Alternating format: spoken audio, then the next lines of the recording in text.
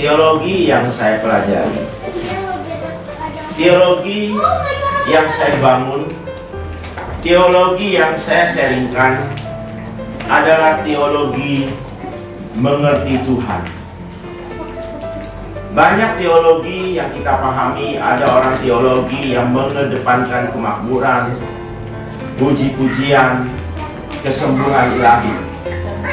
Tetapi saya lebih condong teologi adalah teologi yang mempelajari. Teologi yang mempelajari Tuhan, teologi yang mengerti keberadaannya, teologi yang merenungkan apa yang kita pelajari dan merespon dari hasil apa yang kita pelajari itu. Saya selalu ingin mendorong jemaat.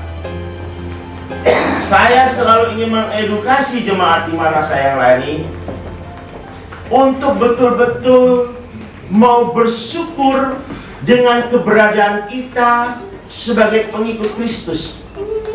Saya selalu mendorong setiap jemaat dimanapun berada, bagaimanapun keadaannya, siapa dia, untuk bersyukur saya bisa menjadi pengikut Kristus.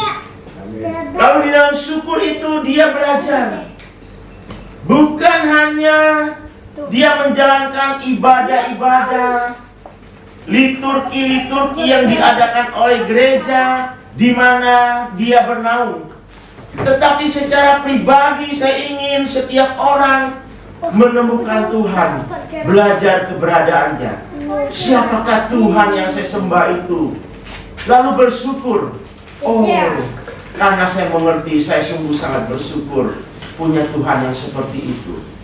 Lalu berkomitmen di dalam dirinya untuk tidak pernah meninggalkannya, untuk lebih mengasihinya, untuk punya sikap apapun yang terjadi. Tidak pernah saya meninggalkan Tuhan, apapun yang terjadi. Kita banyak mendengar, kita banyak melihat bahwa ada orang dari kecil Kristen, bapaknya bahkan pendeta, dia pelayan di gereja. Satu hari dia putuskan, oh salah, yang saya sembah ini salah, Tuhan saya salah, Tuhan sebelah lebih baik. Bahkan ada pendeta, bahkan ada pemilik gereja berani mengambil keputusan seperti itu, meninggalkan Tuhannya. Saya tidak berharap jemaat di tempat ini khususnya untuk satu saat meninggalkan Tuhan, karena ada kerugian pada kita. Pagi ini firman Tuhan saya awali dengan sebuah cerita, Bapak Ibu. Ceritanya begini.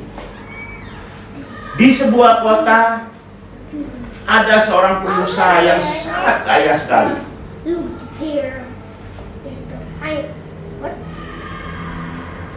Barangkali inilah yang disebut orang kaya yang tidak habis dimakan uangnya 7 turunan. Yang uangnya tidak habis dimakan 7 turunan, mungkin inilah orangnya. Tuhan mengkaruniakan dia seorang putra yang akan mewarisi seluruh kekayaannya. Untuk itu, sebagai seorang pengusaha yang kaya, tentu orang ini punya pendidikan, punya pengetahuan, punya pengalaman bagaimana mendidik anaknya agar satu saat melebihi kemampuan dia menjadi orang yang super kaya di kota itu. Diberi pelajaran sekolah yang baik, sekolah yang bagus, diberi gizi yang baik, diberi agama yang bagus, diajar contoh-contoh orang tua, diedukasi terus orang ini, sehingga betul anaknya menjadi anak yang sungguh-sungguh menyenangkan orang tuanya. SD dilewati, SMP dilewati, SMA dilewati, ketika memasuki masa kuliah dengan nilai yang baik. Orang ini, anak ini sungguh-sungguh sangat menyenangkan kedua orang tuanya. karena sesuai dengan harapan orang tuanya, attitude-nya segala macam cukup baik. Tetapi apa yang terjadi? Inilah yang sering kita dengar. Ini yang sering kita dengar. Manusia boleh merencanakan, tetapi Tuhanlah yang menentukan. Manusia boleh merencanakan bahwa anak ini akan mewarisi seluruh kekayaan orang tuanya, tetapi Tuhanlah yang menentukan.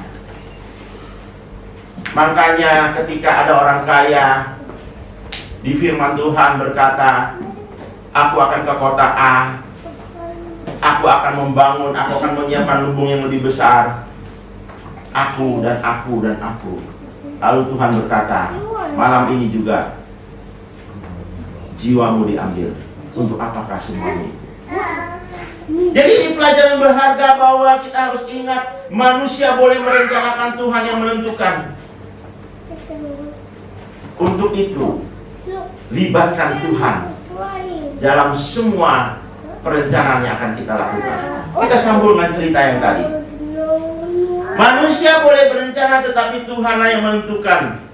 Orang ini ingin sekali mewarisi semua kekayaannya ketika dia tua dan meninggal nanti kepada anak semata wayang yang dikasih, yang dia didik.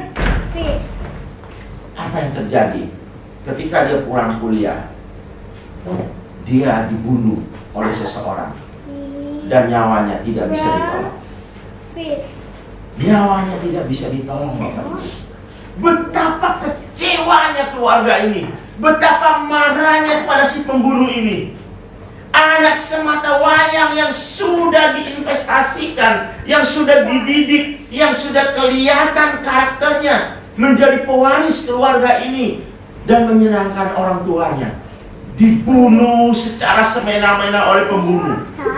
Dengan kekuatan uangnya, dengan kekuatan relasinya, dengan kemampuan dia pengaruh di kota itu, dalam waktu singkat pembunuh ditangkap.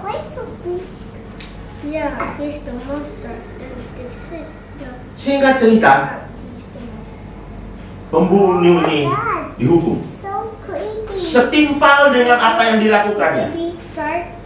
Tetapi Bapak Ibu, yang saya ingin ceritakan begini, di kota itu ada satu hukum yang bisa membebaskan seseorang dari hukuman penjara. Di kota itu ada satu hukum yang bisa membebaskan seseorang dari penjara, apapun kelakuannya. Dua syarat yang harus dipenuhi. Yang pertama, kamu harus bisa membayar denda, atau ada orang lain yang mampu membayar denda, keluarganya, saudaranya, familinya. Dan dendanya sangat besar, dan sepertinya jarang ada orang yang mampu. Makanya diberi syarat yang hampir tidak mungkin dipenuhi. Yang kedua, dua-duanya harus dipenuhi. Ada orang lain yang bersedia mengganti hukumannya. Walaupun saudara, Bapak Ibu, belum tentu mau ketika kita dihukum, kamu mau nggak gantiin saya? Saya di luar tiong-tiong, saya di luar makan enak, saya di luar bisa menghidup pura bebas, kamu dihukum. Jarang ada orang yang mau seperti itu.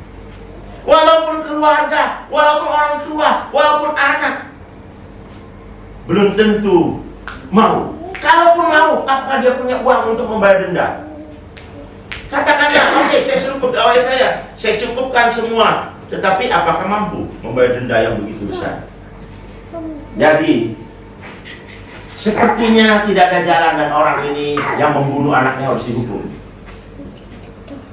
Akhirnya, orang yang kehilangan anaknya merasa puas dengan pengadilan yang diadakan di kota itu. Dia tersenyum. Tetapi entah dia mendapat wangsit dari mana, entah dia mendapatkan hikmat dari mana, tiba-tiba dia mendatangi pembunuh ini. Dia berkata seperti ini, kamu akan saya bebaskan dengan satu syarat. Denda saya akan bayar, 7 turunan tidak habis, uangnya cukup. Kalau hanya denda seperti itu, buat orang lain tidak mungkin. Tetapi buat pengusaha yang super kaya di kota yang mampu, saya bayar. Yang kedua, saya akan menggantikan kamu untuk dihukum. Tetapi syaratnya cuma satu. Kamu bersedia saya adopsi sebagai anak saya yang sudah meninggal. Oh, Bapak Ibu, tidak ada orang bodoh yang menerima penawaran seperti ini. Orang yang harusnya terhukum, tidak ada siapapun yang sanggup menerima seperti ini, menolak tawaran seperti itu. Menjadi anak pewaris itu cita-cita bagi banyak orang.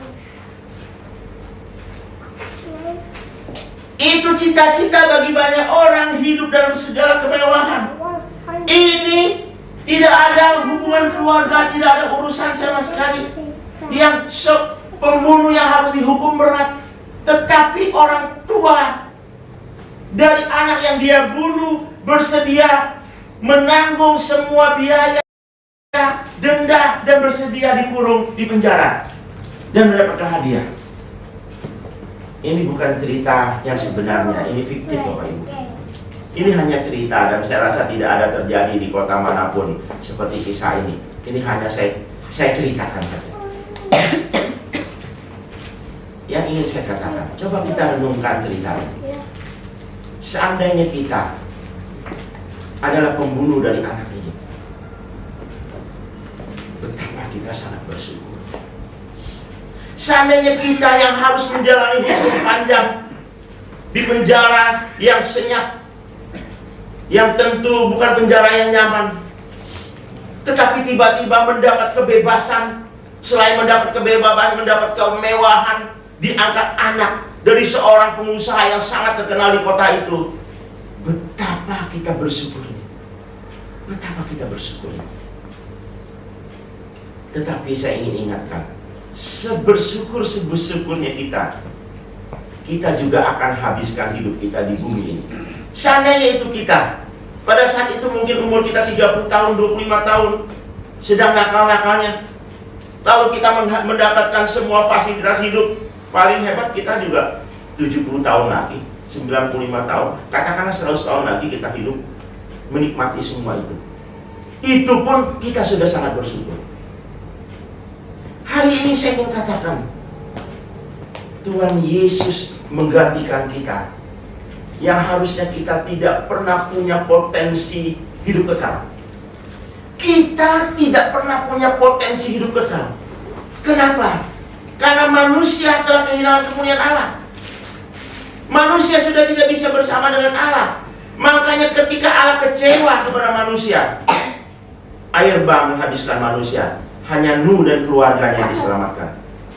Allah begitu mengasihi manusia, tetapi begitu keterlaluannya, Allah selesaikan bumi ini dan segala isinya dengan air bah. Ingat itu.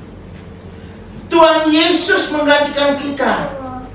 Kita harusnya bersyukur dan merenungkan cerita ini. Betapa berharganya kita. Kita pembunuh, kita harus dihukum. Kita orang jahat, kita harus dihukum di dalam penjara. Tetapi Tuhan menggantikan kita di kayu salib. Kematian Tuhan Yesus Kristus itu bukan dongeng Bapak Ibu. Dia disalib itu bukan cerita di Alkitab. Semua sejarawan, agama-agama mengatakan itu adalah suatu kebenaran. Itu bukan sembarangan.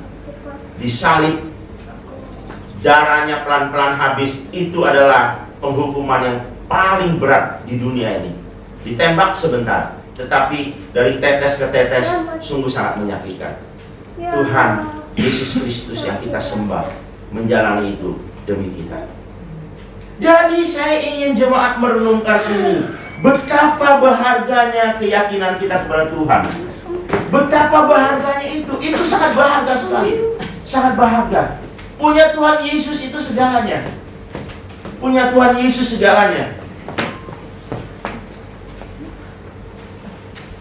Jadi setiap kita harus menyadari, harus merenungkan dan merespon bahwa kita yang harus terhukum, tetapi bisa masuk ke dalam kekekalan bersama dengan Tuhan yang kita sembah. Itu yang harus terus kita perjuangkan dalam sisa hidup di bumi ini. Itu yang harus kita perjuangkan. Kalau saya dalam posisi itu, Kalau saya dalam posisi itu, dan sekarang saya dalam posisi itu, saya sudah bertekad, saya ingin mengabdikan hidup saya kepada Tuhan. Mengabdikan hidup saya kepada Tuhan. Saya bekerja di bumi ini, dalam setiap pekerjaan saya libatkan Tuhan. Saya berbicara apapun, saya juga akan libatkan Tuhan. Saya berkeluarga juga saya akan libatkan Tuhan. Dan saya akan menjaga hidup saya dengan apa yang saya pahami. Ini boleh, ini tidak boleh. Itu selalu perenungan. Itu saja Bapak Ibu. Itu saja. Kegagalan hari ini, besok bagus. Kapan-kapan gagal lagi, besok bagus. Itulah kita. Tetapi di dalam tekad, saya ingin mengabdi kepada Dia yang telah menyelamatkan hidup saya. Bapak Ibu, saudara-saudara yang Tuhan Yesus kasihi, kita buka Kejadian pasal 2 ayat 21.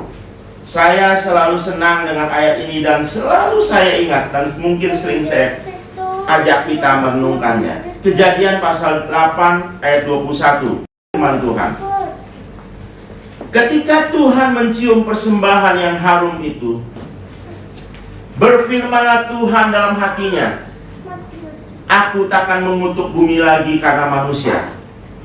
Sekalipun yang ditimbulkan hatinya adalah jahat dari sejak kecilnya. Dan aku takkan membinasakan lagi segala yang hidup seperti yang telah aku lakukan. Yang telah aku lakukan. Tuhan katakan, Dia tidak akan menghukum lagi umatnya seperti air bah yang terjadi. Walaupun setiap kita ini sejak lahirnya hatinya yang ditimbulkannya adalah jahat. Jadi jangan ada orang yang merasa paling pintar, paling benar, tidak ada salah. Kita ini semua Tuhan sudah tahu. Yang ditimbulkan hatinya adalah jahat dari sejak kecil. Sejak mulai berpikir, kita sudah berpikir sesuatu yang menyenangkan kita. Tetapi Tuhan tetap sayang. Tuhan tetap cinta. Makanya Tuhan Yesus datang menyelamatkan setiap kita. Walaupun sejak kecil hatinya jahat, tetapi Tuhan maklumi. Tuhan maklumi.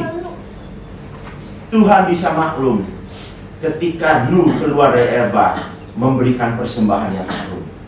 Jadi setiap kita, Bapak Ibu, hidup ini, walaupun kita hari ini berhasil, besok gagal, hari ini berhasil, besok gagal menyenangkan Tuhan, berikanlah sesuatu yang harum di hadapannya. Berikanlah persembahan yang terbaik dalam hidup kita.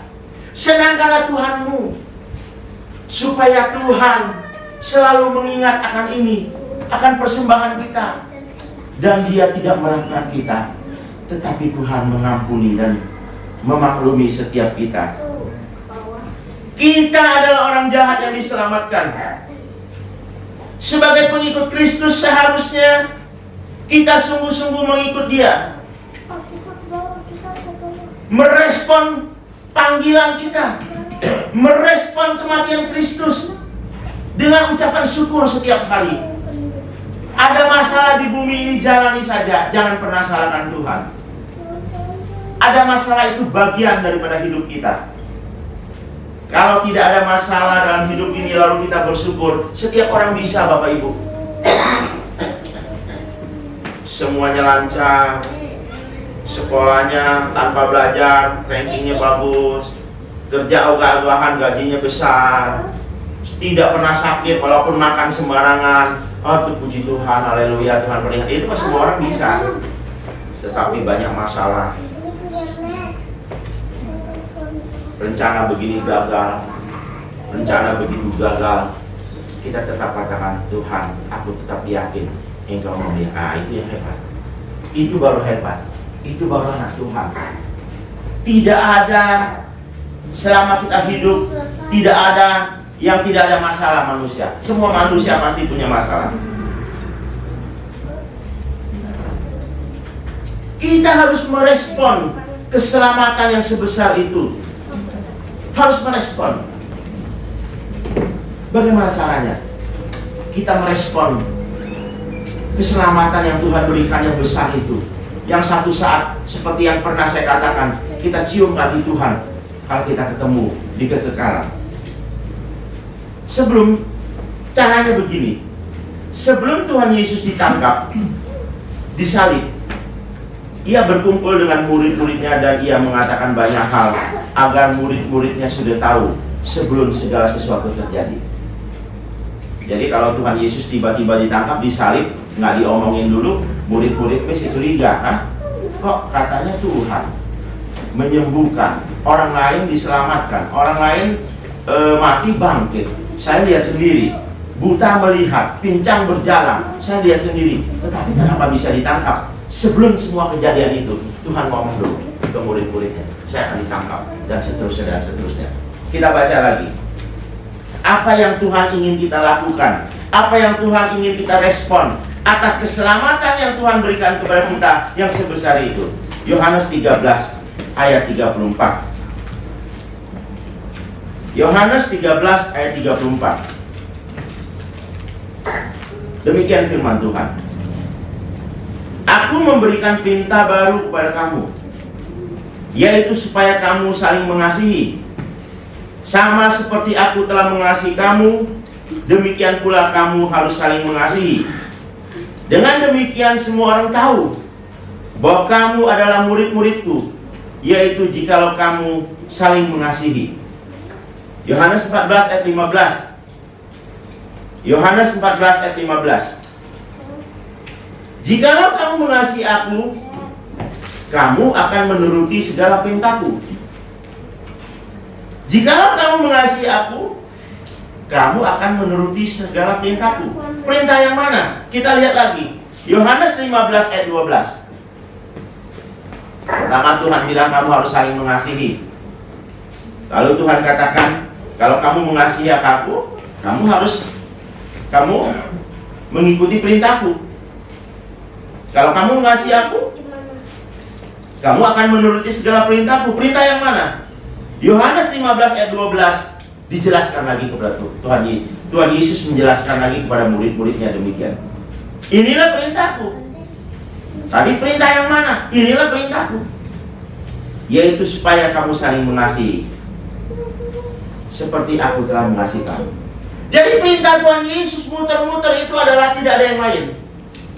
Perintahnya adalah mengasihi Tuhan dan mengasihi sesama, seperti hukum yang utama yang kita ngerti. Jadi perintah yang baru itu adalah supaya kita saling mengasihi, karena Tuhan Yesus mati di kayu salib karena Dia mengasihi kita. Kasih itu apa sih? Kasih itu apa? Kasih itu adalah perasaan sayang yang ada di dalam diri kita, yang akan kita ungkapkan dengan sebuah tindakan. Kasih itu apa? Kasih adalah perasaan sayang ada dalam setiap manusia yang akan dikeluarkan melalui sebuah tindakan atau sebuah action. Jadi kalau kita mengasihi Tuhan, berarti ada rasa sayang kepada Tuhan dengan sebuah tindakan. Saya bergereja di satu tempat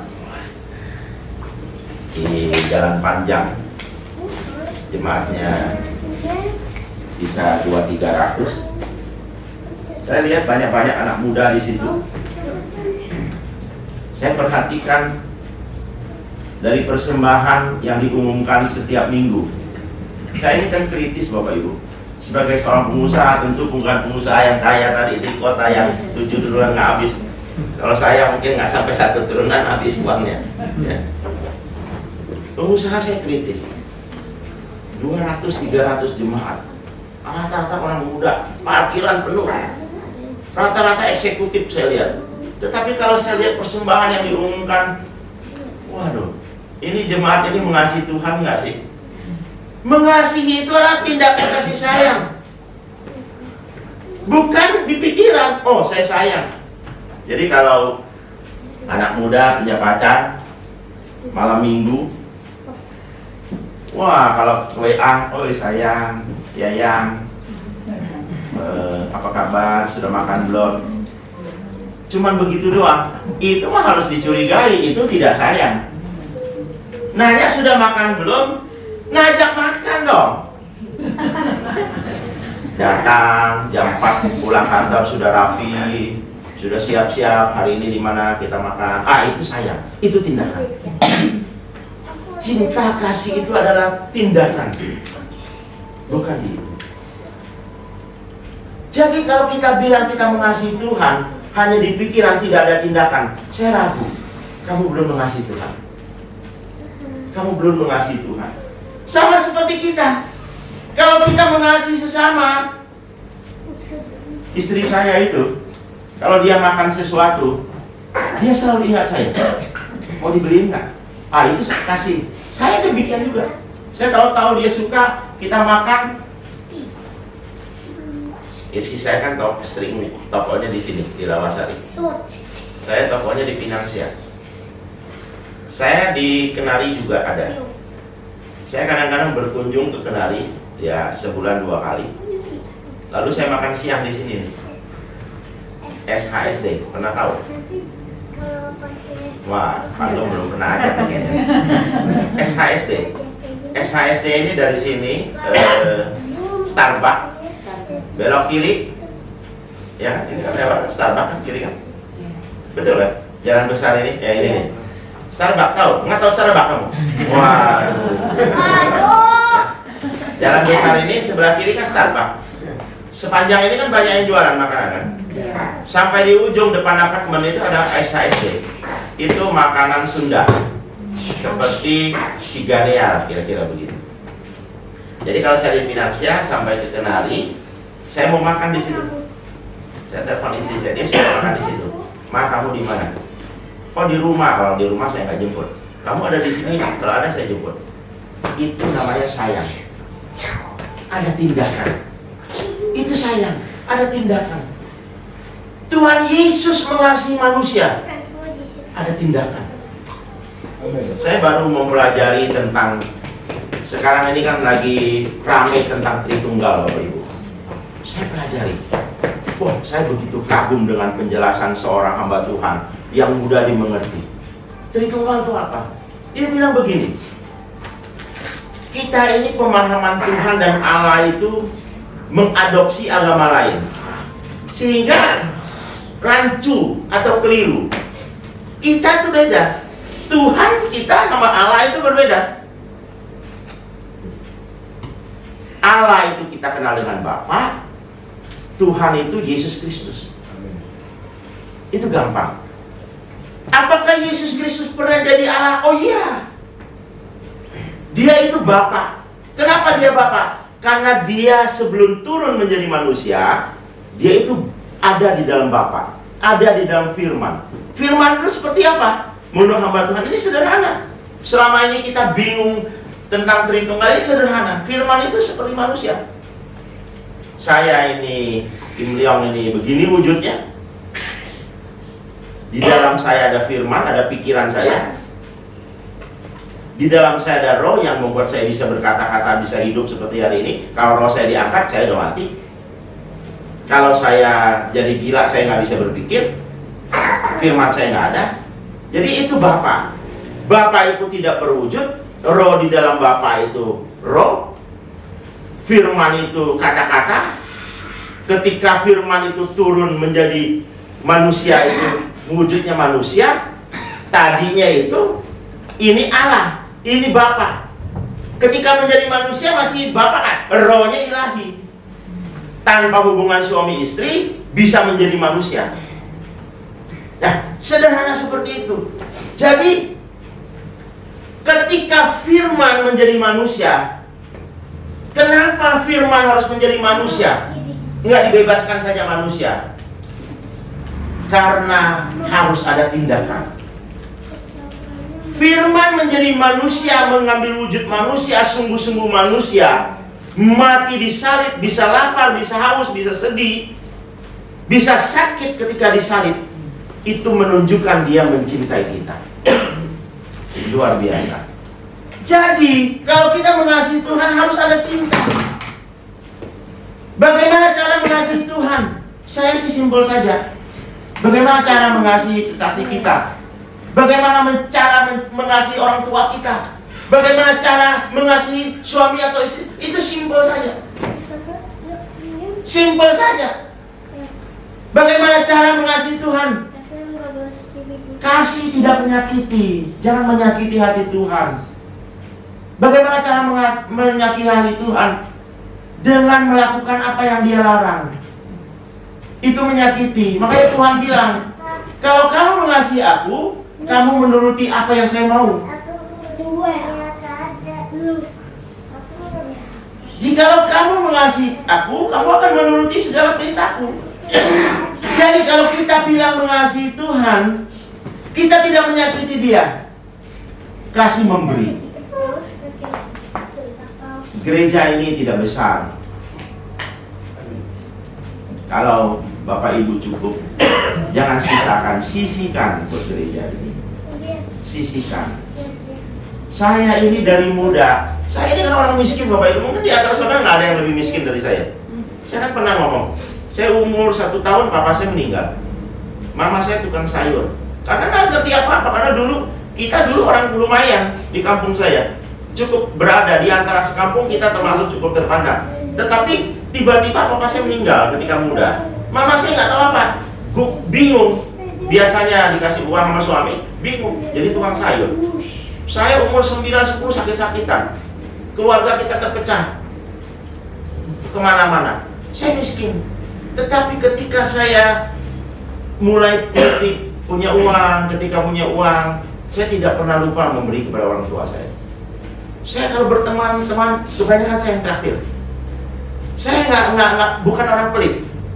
Pelayanan kita dukung dan seterusnya. Sampai hari ini saya tidak pernah susah. Dalam pengertian dicukupi Tuhan. Jadi jangan takut. Alam saja, alam ini akan berbuat sesuatu. Apalagi Tuhan. Kita punya Tuhan yang hidup. Jangan pernah takut. Jangan pernah takut. Seperti yang 2 minggu yang lalu saya katakan, Tuhan peduli sama kita. Tuhan peduli. Bangsa Israel yang sudah mengecewakan Dia, yang Tuhan katakan sebenarnya mereka itu, kalau Tuhan tidak izinkan, Nebukadnezar tidak bisa membawa bangsa itu. Tidak bisa Bapak Ibu. Makanya firman Tuhan, kalau Bapak Ibu baca lagi Yeremia 29 dari ayat 1 sampai 11 itu, aku yang buang. Tuhan bilang, aku yang buang. Bukan itu.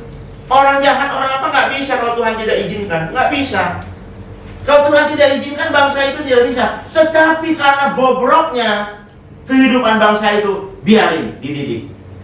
Lalu dikumpulkan kembali. Jadi Tuhan tuh peduli sama kita. Ya, kita harus bisa memberi. Kasih selalu memikirkan. Kalau kita punya kekasih, sedang cinta-cintanya, tapi kita nggak pikirin dia, itu mau bohong. Itu belum kasih. Saya ketika muda dulu, ya, kalau lihat kekasih kita pergi nggak pulang-pulang, berkecamuk, ya. Kita kalau bisa lewat rumahnya aja, kita rasanya senang, ya. Begitu ya Pak ya. Kita, kalau kita sayang, kita memikirkan, kasih memikirkan. Kalau kita mengasihi Tuhan, kita memikirkan Dia, memikirkan Tuhan. Kasih selalu ingin yang kita kasihi happy. Kalau kita mengasihi Dia, kita ingin Dia happy. Ada aja yang kita bikin Dia senang, ada saja. Kasih selalu ingin melakukan sesuatu. Itulah kasih. Itulah kasih Bapak Ibu. Untuk bisa menyenangkan yang kita kasihi saat ini Tuhan, maka bacalah firman-Nya. Untuk bisa menyenangkan yang kita kasihi, sekarang ini kita bicara Tuhan yang kita kasihi, baca firman. Baca firman Tuhan itu bukan buat Tuhan Bapak Ibu. Tuhan mah sudah punya segala, sudah cukup. Tetapi karena Dia cinta kita, Tuhan tuh pikirin kita terus. Itu hebat loh. Kirimin firman-Nya. Kita jangan bertepuk sebelah tangan dong. Saya cerita sedikit masa muda boleh ya? Boleh. Ini ada, ini bertepuk tangan. Saya kan waktu muda ini playboy Bapak Ibu. Iya. Saya kan ini kan kalau cerita kan orang senang. Saya kalau cerita nona ini kalau saya cerita duduk diam macam-macam. Apalagi saya cerita masa depan biasa gombal. Ternyata hari ini saya cukup sukses, puji Tuhan. Haleluya. Ya. Jadi saya lagi dekati gadis. Saya mau cium itu gadis, tapi dia tidak mau. Nah, kita fair-fairan saja. Ya. Saya mau cium dia nggak mau. Aduh, saya pikir gimana caranya? Oh ya, saya cerita, saya bilang, waduh, saya kecewa, saya bilang. Saya begitu sayang sama kamu, kamu bertepuk sebelah kanan. Nah ini aku bertepuk sebelah kanan, aduh saya kecewa, saya sedih sekali. Oh jangan begitu dong. Ya buktinya saya minta cium ya kamu, akhirnya saya bisa cium dia. Jangan haleluya ya. Ini masa lalu. Ya. Jangan ikuti, ini sesuatu yang tidak baik. Jangan jadi contoh. Nah, saya ingin katakan bahwa Tuhan begitu mengasihi kita. Jangan bertepuk sebelah kanan. Dia pikirkan kita terus bagaimana cara menyelamatkan manusia. Dia pikirkan kita terus bagaimana cara menyelamatkan manusia. Kok kita bertepuk sebelah kanan?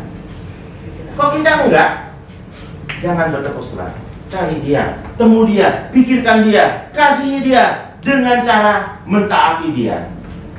Untuk bisa mentaati dia, baca firman-Nya, dengerin khotbah yang baik, dengerin, ikutin. Jangan hanya jadi orang Kristen tuh maunya diberkati, disembuhkan, jangan. Itu anak kecil. Kita mau tumbuh dewasa. Kita mau bekerja bersama dengan Tuhan. Seperti yang 2 minggu yang saya katakan. Tujuan manusia diciptakan adalah menjadi rekan kerja Allah untuk mengelola segala sesuatu.